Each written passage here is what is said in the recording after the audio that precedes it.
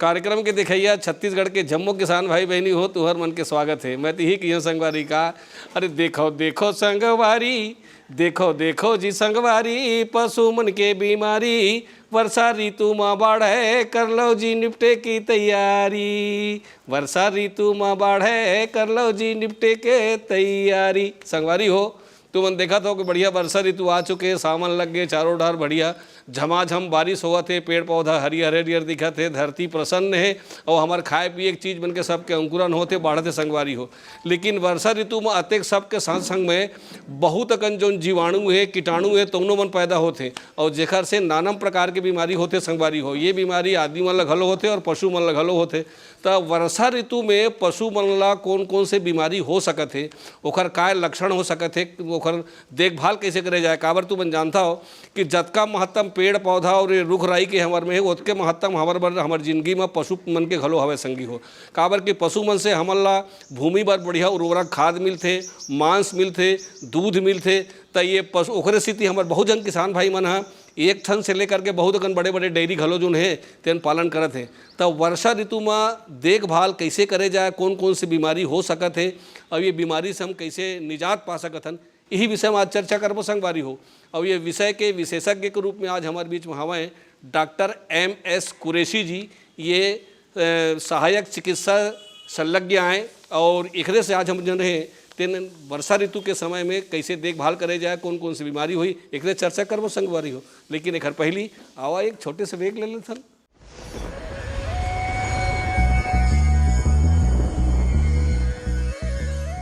अब किसान भाई मैं बताना चाहूँ कि हमार जन जलवायु है वो हल्दी के खेती पर उपयुक्त हवे और विशेषकर जिन हमार बस्तर जोन है वो तो और बहुत अच्छा हवे हमार हल्दी के खेती पर।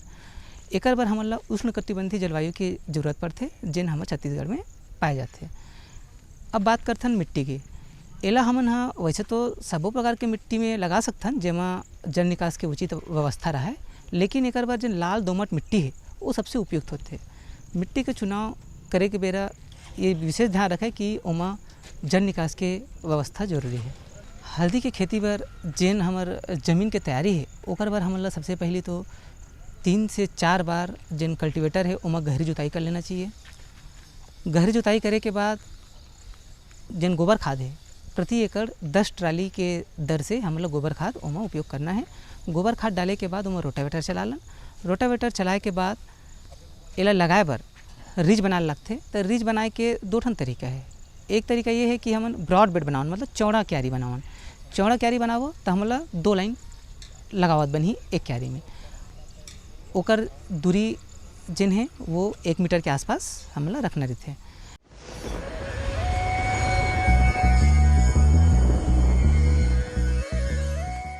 विराम के बाद संगवारी हो तो और मन के फिर से स्वागत करत हो मैं है जय जोहार। अब संगवारी हो जैसे कि आज के हमारा जो विषय है कि वर्षा ऋतु में पशु मन ला होने वाला बीमारी और ओखर निदान, यही विषय में चर्चा करना है। तो संगी हो तुम्हें जानता हो कि अलग अलग ऋतु के हिसाब से जीव मन के या पशु मन के देख रेख जो है तेन अलग अलग करे पड़ते। काबर कि मौसम के हिसाब से अगर देख रेख नहीं करबो तो बीमारी जो है तेन संचार थे। तो ये जो वर्षा ऋतु है तेन समय हमारे पशुधन के देखभाल कैसे करे जाए, आवा कुरैशी जी से सबसे पहले हिल जानथन। सबसे महत्वपूर्ण होता है रख रखाव। तो हमें वर्षा ऋतु में जैसे कि पता है हमारे वातावरण में नमी की मात्रा बढ़ जाती है और गीलापन ज़्यादा हो जाता है और जो हमें सूर्य की रोशनी है वो कम प्राप्त होती है। तो सूर्य की रोशनी कम प्राप्त होती है और नमी बढ़ जाती है, उससे कई तरह की समस्याएं आती है।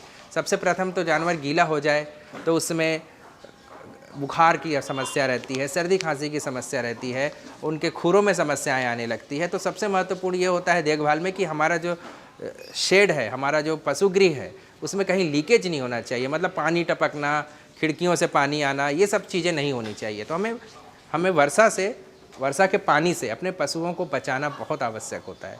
तो इस समस्या को, इस चीज़ का ध्यान रखते हुए हम बहुत सारी समस्याओं से बच सकते हैं।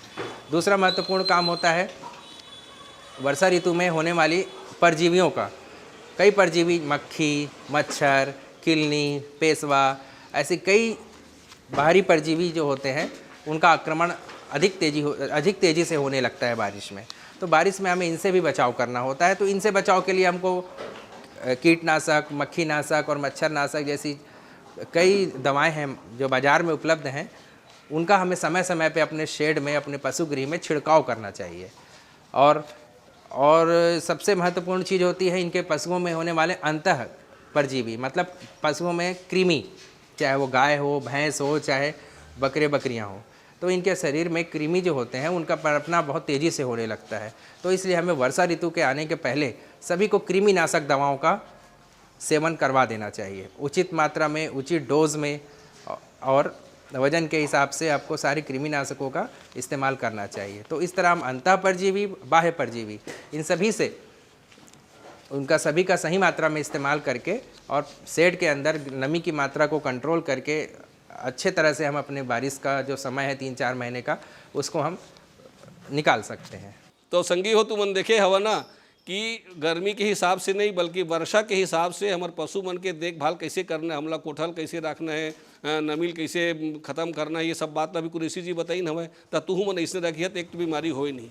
अब मान लो संगवारी जी वो बीमारी होत भी है तो ओ समय में हमारे पशु मन के आवास कैसे होना चाहिए, ओखर मन के देखभाल हमला कैसे करना है, और ख़ास करके जो गर्भवती गाय है, गाभिन गाय है, तेन गाय मन ला हमला कैसे देखना है, और बछड़ा यू मन काबर के ये सब यही ऋतु मन में यही मन सबसे ज़्यादा नुकसान होए के संभावना रहते संगी हो। तो आवा जानिन कि ये ऋतु में हमन ला गर्भवती गाय, बछड़ा और आवास ला कैसे ढंग से देखभाल करके रखना है।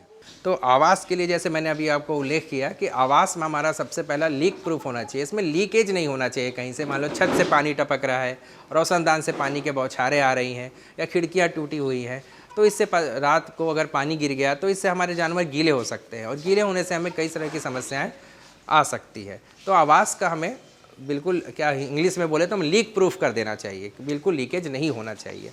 और दूसरी रही खान पान, तो खान पान में जो नया घास आता है बारिश में, उसमें नमी की मात्रा बहुत ज़्यादा होती है। तो जैसे ही जानवर उसका सेवन करता है तो कई बार उनमें पेट फूलने की समस्या या फिर डायरिया, जिसे कि पतला दस्त होने लगता है। तो हमें कोशिश करना चाहिए कि वर्षा ऋतु के पूर्व हम हरा चारा है तो उसको रख लें और संग्रहण कर लें, और उसे सुखाकर, धूप में सुखाकर फिर उसको जानवरों को उपलब्ध कराएं। तो ये रहने और आवास में और खान पान में ये ध्यान रखें तो इससे काफ़ी अच्छा रहता है। दूसरा चीज़, बच्चों को अगर हम देखें तो बच्चों में मिट्टी चाटना या फिर गंदा पानी पी जाना, ये सब समस्याओं का कारण बनता है। तो हमें इससे भी अपने बच्चों को, खासकर बकरियों के बच्चों को और भेड़ के बच्चों को, तो इससे बचाना ही होता है। तीसरा, नमी में आने से कई बार इनके जो खुर होते हैं, चाहे भेड़ बकरी हो चाहे आपके गाय भैंस हो, उनके खुरों में समस्याएं आने लगती है। खुरों के बीच में कोई कांटा लग जाना या कुछ मिट्टी या कंकड़ जम जाना और सूख जाना, तो इससे कई बार खुरों की समस्या, लंगड़ाना होने लगता है। और बारिश में कई बार जैसे स्लिप होकर गिर गए, फिसल के गिर गए, तो चोट लगने की संभावना रहती है। तो हमारा मुख्य उद्देश्य यही होना चाहिए कि हमारा शेड सूखा रहे, जानवर सूखा रहे, और आवास इससे क्लियर करें, और उसके बाद जो खान पान है उसमें अपन नमी की मात्रा को कंट्रोल करके रखें। बस यही सबसे बड़ी चीज़ होती है। संगी हो, बीमारी में मौसम मन के बड़ा हाथ नहीं थे संगी हो। वर्षा ऋतु में अलग बीमारी, गर्मी ऋतु में अलग बीमारी, ठंड के समय में अलग अलग बीमारी होते।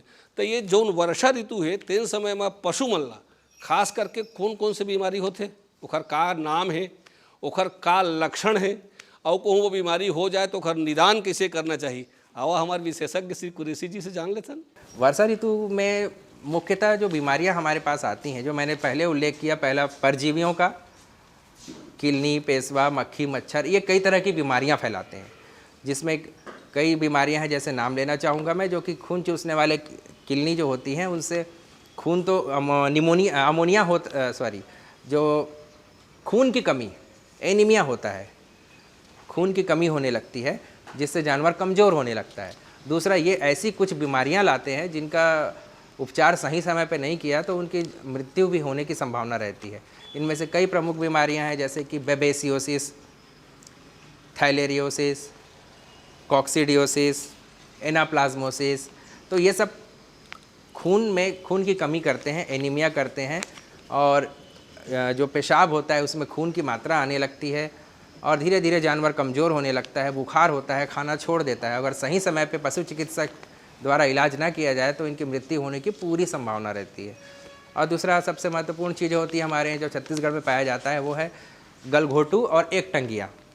गलघोटू की बीमारी होती है जिसमें अतिरिक्त बहुत तेज़ फीवर आता है, बुखार होता है, जानवर खाना छोड़ देता है, गले के नीचे सूजन आ जाती है और बहुत तेज़ी से 2 से 3 दिन में अगर उपचार ना मिला तो उसकी मृत्यु हो जाती है। तो ये गलघोटू हुआ। दूसरा एक टंगिया, जिसमें कि अच्छे हमारे उत्पादक पशु हैं जो उनके टांगों में सूजन, कड़ापन और धीरे धीरे अगर इलाज ना मिला तो उनमें पकने लगता है और उसमें फिर लंगड़ापन आ जाता है और मृत्यु होने की भी संभावना रहती है। तो गलघोटू, एक टंगिया और समय बारिश में जो आने वाला जो क्या बोलते हैं डायरिया, पतला दस्त, ये भी बहुत मृत्यु का कारण बनता है। तो हमको इसका भी महत्वपूर्ण ध्यान रखना चाहिए। इसके अलावा जो हमारे अगर शेड होते हैं, जो नमी होने के कारण अमोनिया बनती है, तो गंध जो बनती है वो भी सांस लेने में परेशानी करती है। तो हमें शेड तो ठंड से बचाना है, पानी से बचाना है, लेकिन वेंटिलेशन जिसको बोलते हैं, हवा का आदान प्रदान भी होता रहे, इस चीज़ का भी ध्यान रखना है। और उसके बाद अगर हमारे जो दाना होता है, दाना कई समय से अगर खुला रह जाए तो उसमें फंगस आने लगते हैं, कवक, जिससे कि अगर वो फंगस युक्त दाना अगर पशु ने ले लिया तो उसे भी पेट से संबंधित और खून से संबंधित कई बीमारियां होने लगती हैं। तो हमको उस चीज़ का भी ध्यान रखना है। ये महत्वपूर्ण चीज़ें होती है जो वर्षा ऋतु में आपको ध्यान रखनी है और बीमारियां हैं जिनको हमें बचाना है। थनैला का रोग, थनौटी जिसको हम छत्तीसगढ़िया में बोलते हैं, तो जो थनैला रोग होता है उसमें क्या है, थन उसका सूजन आ जाती है, दूध साफ़ नहीं आता, पानी पानी या खदर युक्त आने लगता है और गाय को बुखार भी होता है, खाना भी कम कर देती है। तो इससे हमारे उत्पादन में बहुत गंदा प्रभाव पड़ता है। इसलिए जो थनौटी है या थनैला रोग है, उससे रोकथाम के लिए कम ज़मीन जो है आपका बारिश के समय वो सूखा होना चाहिए और जो दूहने वाला है उसको डिसइंफेक्टेंट मतलब हाथ साफ करने वाली दवाओं का प्रयोग करके ही दूहना चाहिए। जानवरों को उचित मात्रा में खनिज, लवण एवं नमक का सेवन करवाना चाहिए और अगर थनौटी या थनैला रोग जैसे नज़र भी आ जाए तो तुरंत उसको पहचान कर पशु चिकित्सा से संपर्क करके उसका इलाज कराना चाहिए। संगी हो, आज के जो हमारे विषय है कि वर्षा ऋतु में पशु मन ला होने वाला बीमारी, एकर निदान कैसे करे जाए, एकर चर्चा तो चलते रही। पहली एक ले लेते ना छोटे से विराम।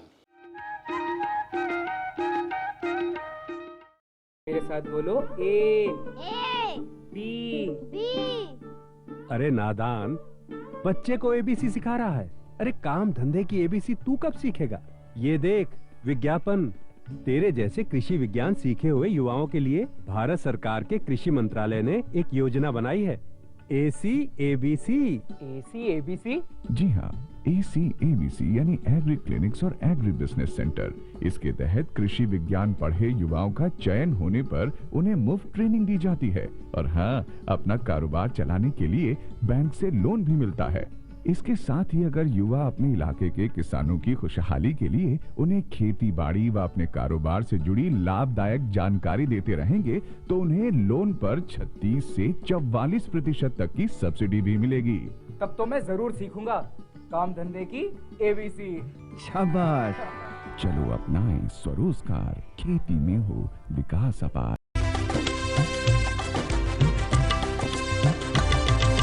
सहकारिता के बल पर विकास के लिए उठे कदम, जन सहकार की ताकत लेकर आगे बढ़ते जाएं हम। जन जन ने इस क्रांति में है विश्वास जगाया, हम सब ने मिलकर विकास का परचम है फहराया। सहकारिता है अपने विकास की पहचान, नए दौर में सहकारिता ही भारत का अभिमान। कृषि मंत्रालय भारत सरकार द्वारा जनहित में जारी। गांव-गांव और शहर शहर में बात चली, राष्ट्रीय बागवानी मिशन की लहर चली। आसान हुआ अब फल फूल मसाले उगाना, नर्सरी लगाना और जैविक खेती अपनाना। अब हुआ तकनीकी प्रशिक्षण पाना आसान, विपणन के लिए भी है सहायता के प्रावधान। अधिक जानकारी के लिए जिला बागवानी अधिकारी या राज्य बागवानी निदेशक से संपर्क करें। राष्ट्रीय बागवानी मिशन, जीवन संवारे, खुशियां फैलाए।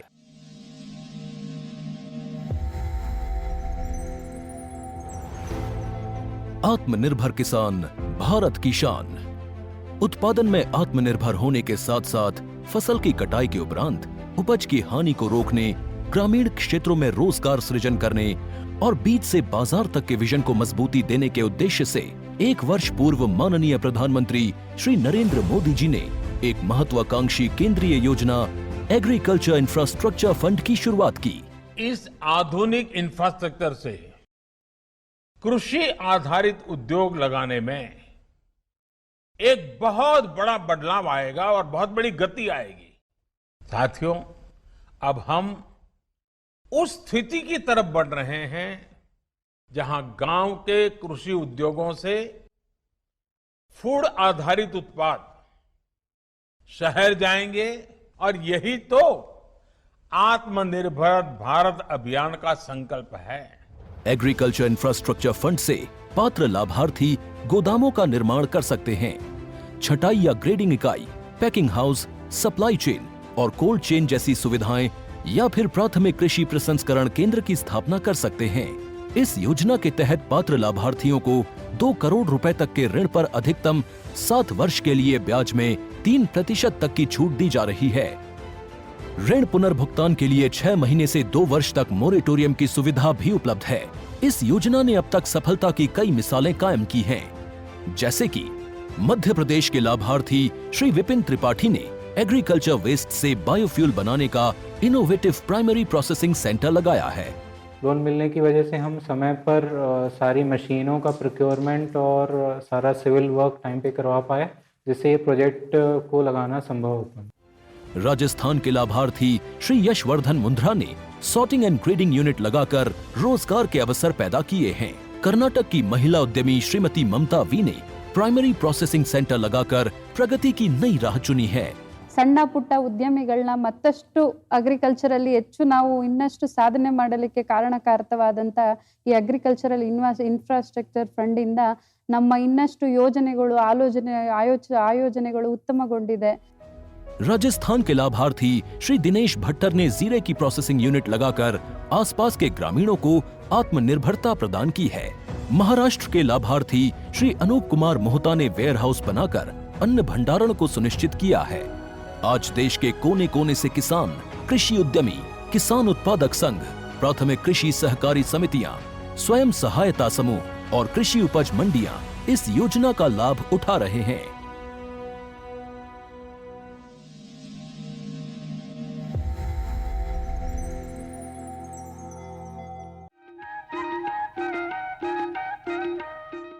संदेश के बाद आप मन के फिर से स्वागत है संगवारी हो, जय जोहार। तो संगी हो, अब वो जिसे भी तुम्हारा डॉक्टर साहब बताई सवै कि बीमारी अगर हो जाए तो खर निदान कैसे करना है, तो मैं एक लक्षण ये बताइए कि टीकाकरण अगर हम पहले से करवा ले वो तो ये बीमारी मन के होए के संभावना बहुत कम हो जाए। तो ये टीकाकरण ला कैसे करवाया जाए, कौन कौन महीना में हो सकते है टीकाकरण, है कौन कौन पशुल हो जाही, और ये टीकाकरण कहाँ हुई, सरकारी डाल ले हुई, पैसा में हुई, का हुई, ये सारों बातें जान लेते संगी हो। बचाव ही सबसे बड़ा इलाज है, जैसे कि कहा गया है। तो बचाव के लिए हमें सबसे बड़ा हथियार हमारा टीकाकरण होता है। तो गलघोटू का, एक टंगिया का, इन सब का टीकाकरण वर्षा ऋतु के पूर्व ही करवा लेना चाहिए। और पशुधन विकास विभाग हमारे डिपार्टमेंट के द्वारा टीकाकरण मुफ्त में हर एक गांव में किया जा रहा है, किया जा चुका है या किया जा रहा है। तो हमें अपने जानवरों को तुरंत जल्दी से जल्दी टीका लगवाएं ताकि इससे उनका बचाव हो। और दूसरा, जो मैंने शुरुआत में कहा कि कृमिनाशक दवाओं का सेवन करवाएं, तो इससे भी आने वाली बीमारियों से हम अपने बच्चों को भी और बड़े पशुधन को भी बचा सकते हैं। पशुधन विकास विभाग के द्वारा एक टंगिया और गलघोटू, इसका टीकाकरण मुफ्त में हर एक गांव में किया जाता है। तो हमें एक टंगिया और गलघोटू का टीकाकरण ये सबसे ज़रूरी होता है, वो करवाना होता है। और कृमिनाशक दवा का पालन सेवन हर किसी को, हर जानवर को। टीकाकरण के लिए वैसे तो हर एक डोर टू डोर टीकाकरण का कार्य किया जा रहा है हमारे विभाग द्वारा। अगर आपको नहीं है सुविधा या पता ज्ञान नहीं है आपको, तो आपने सबसे निकटस्थ पशु चिकित्सालय या पशु औषधालय में संपर्क करें और तुरंत अपने जानवरों को टीका लगवाएं। सरकारी योजना यही है कि इतना महत्वपूर्ण जानवरों को बीमारियों से बचाने का जो टीकाकरण है वो बिल्कुल मुफ्त में है। तो इसमें सबको जागरूक होना चाहिए और सभी जानवरों का टीकाकरण करवाना होगा। तो संगी हो, तुम देखियो ना कि ये टीकाकरण के कतेक महत्व है, और ये टीकाकरण घलो कहाँ कहाँ हुई तो उन्होंने बड़ा सुंदर ढंग से बताई हुई। ये तो बात हुई संगी हो हमारे गाय और भैंस की, लेकिन एक हमारो पशुधन होते जिन बड़ा महत्व के वो आए बकरी। तो ये बकरी के ला कौन कौन से रोग वर्षा ऋतु में हो सकत है, ओखर का लक्षण है, और ऐसे कौन कौन से बात हम करबो जेमा मतलब ये बीमारी नहीं होही। संगे संग में ये जो पशु मन के टीकाकरण घलो होथे का, अब ये टीकाकरण हमला कहाँ जायल पड़ी टीकाकरण लगवाए बर, अब ये टीकाकरण कैसे हो सकत है, आवा ही जान लेते संगी हो। वर्षा ऋतु में जैसे कि मैंने बताया गाय और भैंसों की देखभाल, और हमें हमारे छोटे पशुधन भेड़ बकरियां इनके भी अच्छे तरीके से हमें ध्यान रखना पड़ता है। तो इनका भी देखभाल वर्षा ऋतु के पूर्व से ही तैयारी चालू करना चाहिए। तो भेड़ है बकरियां हैं, इनको हम वर्षा के पूर्व पहले हम टीकाकरण करवावें गलघोटू का, ये सबसे ज़रूरी है। दूसरा, कृमिनाशक दवाओं का सेवन करवाएं, क्योंकि बकरियों में जो मृत्यु का और महत्वपूर्ण जो कारण देखा गया है वो कृमि का है। तीसरा, उन्हें आप किलनी पेशवा जिनके बाह्य परजीवी हैं उनसे भी बचाव करना है। समय समय पे इनके जो दवाइयाँ हैं उनका छिड़काव करना चाहिए, और कुछ इंजेक्शन भी उपस्थित हैं बाज़ार में जिनका भी सेवन करा के हम उनसे किलनी और पेशवा जो होते हैं हमारे बाह्य परजीवी, उनसे हमें इनकी सुरक्षा। और एक जो महत्वपूर्ण चीज़ है कि बकरियों को गीलापन बिल्कुल पसंद नहीं होता, तो इनका जो रखरखाव की जगह है, पशुगृह शेड है, वो हमारा बिल्कुल सूखा होना चाहिए। इनके खुर गीले ना होने पाएँ, क्योंकि इनके खुर लंबे समय तक अगर गीले रहे तो इनमें इंग्लिश में बोलते हैं फुट रॉट, मतलब सड़न की समस्या आने लगती है। तो हमें भेड़ और बकरियों को सूखा रखना है और इनको कृमि दवा का सेवन करवाना है। और जैसे कुछ किसान भाई जो होते हैं ग्रामीण परिदेश में, उनको चराने के लिए भेजते हैं, तो हमें सुबह ही पता लग जाता है कि बारिश के कितने आसार हैं। तो अगर हमें लगे कि मौसम आज साफ़ नहीं रहेगा तो बिल्कुल अपने भेड़ और बकरियों को चरने के लिए ना भेजें, घर पे ही उनके आहार की व्यवस्था करें। ये सबसे महत्वपूर्ण चीज़ होती है। तो अगर हम वर्षा ऋतु में इन सब चीज़ों का ध्यान रखें तो भेड़ और बकरियों को भी हम बीमारियों से बचा सकते हैं। वर्षा ऋतु में मुख्यतः जो बकरियों में बीमारी होती है वही गलघोटू की होती है, और कृमि की वजह से उनका खान पान छूटता है, और बाह्य परजीवी जो मैंने शुरुआत में बताया, एनीमिया खून की कमी और कुछ बीमारियां आती हैं, भंवरी वैसी समस्याएं आती है। तो इन सब चीज़ों का भी ध्यान रखना है। तो हमें इनका उपाय भी वही है जो मैंने शुरुआत में बताया कि कृमिनाशक दवाओं का पालन, और किलनी टिक्स और माइट्स का लाइस का, इन सब चीज़ों का पेशवा का उनको रोकथाम करना है। तो इससे हम इनको बकरियों को हम बचा सकते हैं। अगर हमारी बकरियों और भेड़ों को अगर बीमारियां होती है तो सबसे पहले वो मुख्य लक्षण होता है कि वो खाना छोड़ देते हैं या खाना कम कर देते हैं। तो जैसे ही आपको नज़र आए कि खाना कम हो गया है तो आप तुरंत अपने निकटस्थ पशु चिकित्सक से, पशु औषधालय से या पशु चिकित्सालय से संपर्क करें। तो इससे जितना जल्दी अगर आपको इलाज कराएंगे उतनी जल्दी नुकसान से हम बच सकते हैं। तो खाना कम हुआ तो हो सकता है उससे बुखार भी हो सकता है, या फिर पेट संबंधी समस्याएं भी हो सकती हैं। तो इनका भी हमको ध्यान रखना होगा। योजनाएं जो चल रही हैं तो उसमें हमारा सबसे महत्वपूर्ण पशुधन विकास विभाग द्वारा चल रहा है वो है मुफ्त टीकाकरण। तो चाहे गलघोटू का हो, चाहे एक टंगिया का हो, चाहे बकरियों में PPR का हो, या फिर खुरहा चपका का टीकाकरण हो, ये सब हमारे शासन के द्वारा मुफ्त में उपलब्ध कराया जा रहा है। और पशुधन विकास विभाग में सबसे महत्वपूर्ण है हमारे छत्तीसगढ़ के परिदृश्य में नस्ल सुधार। तो नस्ल सुधार के लिए कृत्रिम गर्भाधान एक महत्वपूर्ण उपाय साबित होता है। जो भी हमारे देसी हैं या जो भी हमारी गाय है, भैंसें हैं, उनमें हमें कृत्रिम गर्भाधान के द्वारा उच्च नस्ल के सांड का, सीमेन का कृत्रिम गर्भाधान करवाकर प्रजनन करवाना चाहिए। तो नस्ल सुधार का जो प्रोग्राम है वो हमारे लंबे समय से चल रहा है छत्तीसगढ़ सरकार के द्वारा, और यह भी सेवा पशुधन विकास विभाग द्वारा पशु चिकित्सालय व पशु औषधालय में फ्री है। और अगर आप संपर्क करते हैं तो आपके घर तक ये सुविधा उपलब्ध कराई जाती है। संगी हो, तुमन देखे हो कि आज हमन पशुधन, ये धने पशु घलो है, पशुधन के बारे में बहुत सुंदर चीज़ जाने। जिन पशुधन नुकसान पहुंचाने वाला चीज़ होते वो होते बीमारी। तो बीमारी मन ला कैसे कैसे हमला निपटना है, ओकर का लक्षण है, और ये सब बात के जानकारी आज हम मतलब बहुत सुंदर ढंग से हम जाने संगी हो। ये सबो जानकारी के तुम मन फायदा उठावाओ और अपन गाय गरु वाला यही तरह से देखभाल करो जो तरीका से आज हमारे कुरेशी जी बताइस। तो इसने हमला विश्वास है कि आप मतलब बहुत बहुत फायदा होई। आज बस अतके संगवारी हो, और यह दरी बार फिर एक नवा विषय लेके आपके सेवा में हाजिर होबो। तल घस जम्बो संगवारी मल्ला, जय जोहार।